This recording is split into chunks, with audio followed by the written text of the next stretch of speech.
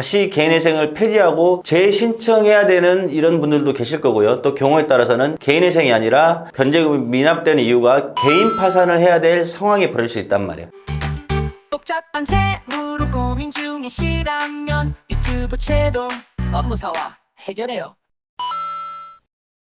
그렇게 신청 채무자들 개인회생 진행 중인 사람들이 간절하게 되는데 이게 이제 큰 문제가 이제 이거란 말이에요. 자 보세요. 아까도 말씀드렸죠. 1인이 144만 원에 여러분들 한 달을 살아야 되는데 한 달에 만약에 실수령이 200인 친구가 56만 원 변제금 내요. 그럼 144만 원에서 또 변제금 미납 대출을 받아가지고 또 거기에 원리금 20몇만 30만 원 나간다고 치죠. 그럼 내 한 달 실제 생계비가 얼마가 돼? 100만 원도 안 되죠. 그러면 이 친구는 어떤 가능성이 크겠어요? 변제금 미납 대출을 받는 순간 나중에 결국에는 내 재정상이 더 악화가 되는 거죠. 한 달에 쓸 수 있는 돈이 점점 줄어들고 또 변제금이 미납이 되고 또 여기 원리금을 갚아야 되고 그럼 또 다른 또 변제금 미납 대출을 받아요 하면 결국에 폐지될 확률이 굉장히 높습니다. 개인회생이 끝까지 가질 못하고 개인회생 변제금 미납 대출 받는 순간 거의 제 느낌상 7, 8, 90%는 그거 완주하지 못하시고 폐지를 됩니다. 결국 재정이 장기적으로 보면 순간은 대출로 밀린 변제금을 갚을 수 있을지 모를지언정 결론적으로는 그걸 버티지 못합니다. 그러면 어떻게 하란 말이냐? 일단 첫 번째, 절대로 변제금을 미납해서 그걸 메꾸기 위한 대출을 받지 않는 상황을 만드셔야 되죠. 그게 중요해요. 근데 그 사람이 살다가 어떤 일이 생길 수 있냐? 그렇죠. 물론 그것도 그래요. 근데 다만 일단은 내가 어떤 경제적 한 달의 지출이나 이런 거를 정말 꼼꼼히 세부적으로 10,000원짜리 1,000원짜리까지 구체적으로 가계부 적으셔가지고 연체라든지 이런 것들이 발생하지 않게 꼼꼼한 게 일단 첫 번째 중요합니다. 일단 대출 안 받는 게 가장 좋은 방법인데 어쩔 수 없는 상황이 벌어질 수 있어요. 그러면 무조건 변제금이나 대출을 받으려고 하지 말고 일단 그걸 분석을 해야 됩니다. 근데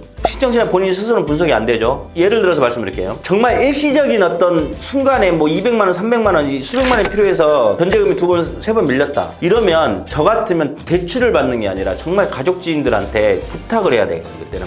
대출을 받는 순간 이자가 발생해서 원리금을 납입해야 되니까 저 같으면 정말 가까운 지인, 그 다음에 가까운 부모, 형제한테 내가 이제 이번에 변제금이 이것만 한 번만 막아주면 남은 기간 동안에 변제금 완납해서 개인회생 끝나면 이거 내가 갚아줄게. 이렇게 할 수 있는 게 가장 첫 번째로 제일 좋은 방법. 아니요. 첫 번째는 아예 대출을 안 받는 상황이 첫 번째고요. 두 번째는 대출을 받기 전에 정말로 이자라든지 그 원금 상환을 좀 하지 않을 수 있는 가까운 부모, 형제, 지인 그분들 찾아가서 그 상황을 정리하기 좋고 그런데 또 그럴 수 없는 여타의 사정이 있잖아요. 그러면 일단 대출 받으시기 전에 전문가와 상담하세요. 변제금 미납이 돼서 대출을 받아야 할 상황이 일시적인 문제지 장기적인 문제지. 그런데 만약에 장기적으로 소득이 감소가 되고 실직이 했다. 그러면 변제금 미납 대출을 받으실 게 아니라 먼저 투잡, 쓰리잡을 알아보시고 그것도 안 되면 소득 감소나 실직이 되면 내가 기존에 내는 변제금을 낼 수 없는 상황입니다. 법원에 신청할 수 있는 변제계획안 수정 신청이라는 게 있어요. 물론 이게 잘 받아들이지 않거든요. 하지만 이런 걸로 해서 여러분들 대출 받기 전에 내 상황을 좀 이렇게